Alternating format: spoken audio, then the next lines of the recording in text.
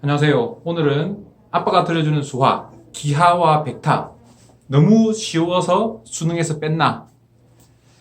이거 꼭 봐주시길 바랍니다. 특히 이제 전국에서 수학 공부를 하시는 수능을 공부하시는 학생이나 수학 선생님들께 꼭 부탁드립니다.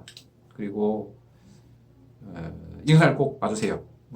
특별하게 중요한 내용은 아니지만 제가 그 얘기를 들었어요. 수능에서 기하와 벡터가 빠진다.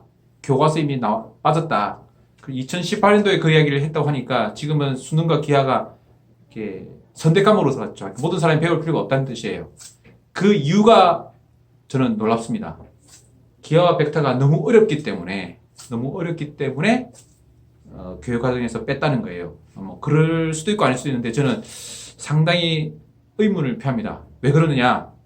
벡터는 쉽게 하기 위해서 만든 거거든요. 제가 그 얘기 조금 더 드리도록 하겠습니다. 제가 이거를 수학 시간에 배운 건 아니에요. 근데 기하와 벡터를 배워보니까 이전에 공부해보면서 이래서 똑같은 거를 벡터로 표현하는구나 하는 것을 배웠어요.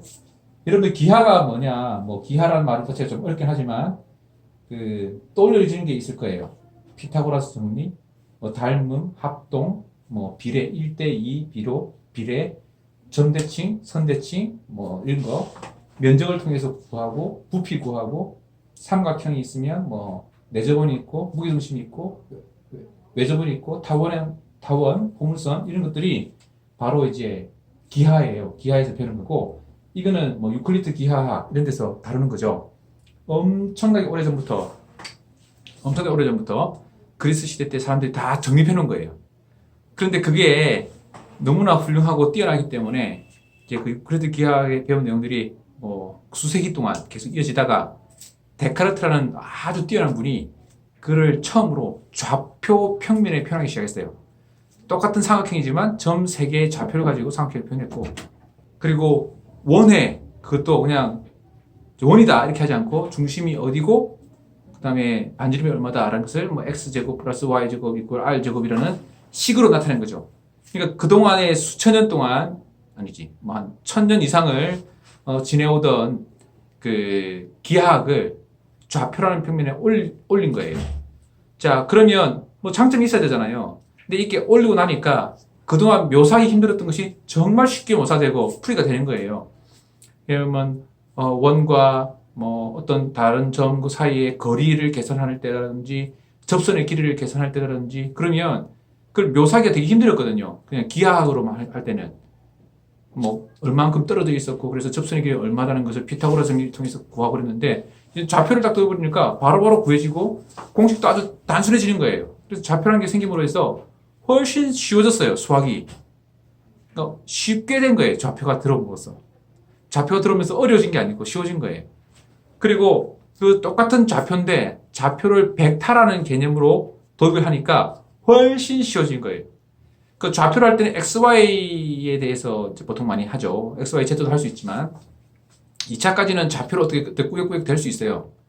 근데 3차원이 되면서부터 이 좌표로 하게 되면, 물론 좌표의 평면의 좌표식이라든지 구의 그 x제곱 플러스 y제곱 플러스 z제곱 이꼴 r제곱 이런 식으로 이렇게 나타낼 수는 있으나 벡터라는 걸 씀으로써 훨씬 더 쉬워진 겁니다.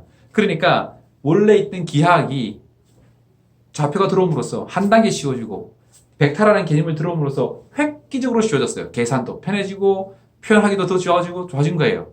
즉 말하자면 기하학을 좀 더 쉽고 편리하게 만들어주는 것이 그 좌표와 벡터였던 거예요. 그리고 이제 그것이 더 발전되어 가지고 우리가 머릿속으로는 상상할 수 없는 3차원까지는 우리는 머릿속으로 상상할 수 있잖아요. 근데 머릿속으로 상상할 수 없는 4차원, 5차원까지 가능하게 해준 것이 바로 좌표와 벡터거든요. 그러니까 좌표와 벡터는 쉽게 계산하기 위해서 만들어진 개념이에요, 어떻게 보면. 자, 그럼 다시 처음으로 돌아볼게요.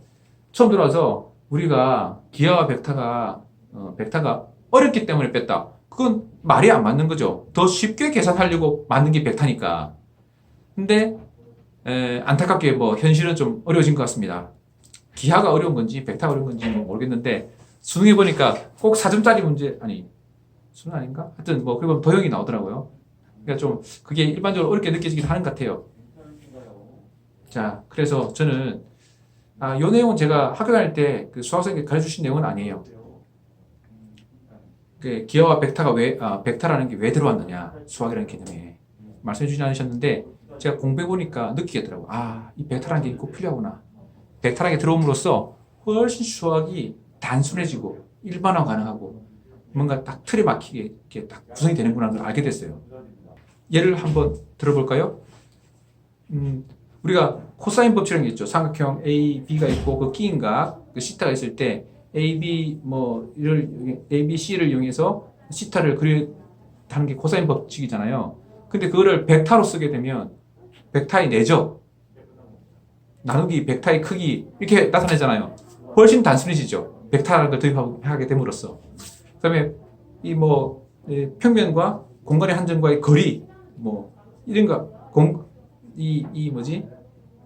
이 평면과 평면과 이루는 각도 계산하고 이런 거 계산하잖아요. 그때는 이 법선과 법선의 각도로 계산할 수 있잖아요. 그런 식으로 하잖아요. 그리고 또 코사인 하면 되고. 그러니까 엄청 쉬워지는 거예요. 계산이 너무너무 쉬워집니다. 그냥 그거를 기하학적으로 생각하게 되면, 그러니까 이제 그 피타고라스 시대 때 방법으로 생각하게 되면 엄청 복잡한 거를 벡터라는 걸 씀으로써 단순해지는 거예요. 계산도 단순해지고 그 개념도 단순해지고. 그러니까 그런 것을 위해서는 벡터가 꼭 필요한 거고, 그래서 벡터를 공부함으로써 여러분들은 훨씬 편리해진다, 좋아진다, 쉬워진다 라는 것을 강조할 필요가 있다고 생각이 돼요. 그러니까 벡터는 꼭 필요한 거죠. 우리 삶에서 고야기를 벡터가 왜 도입됐고 얼마나 편해졌는가를 그 수학생들께서 많이 강조해 주시면 좋지 않을까, 저는 그런 생각이 듭니다. 그리고 그 벡터가 어려운 게 아니고, 벡터가 사실 어려운 게 아니에요. 이 공간 감각, 이제 이 도형과 삼각형, 면적, 점과 선 이런 개념 자체가 어려운 거죠. 그 어려운 개념을 좀 더 쉽게 표현하려고 한 게 벡터니까 벡터는 반드시 필요하겠죠. 네.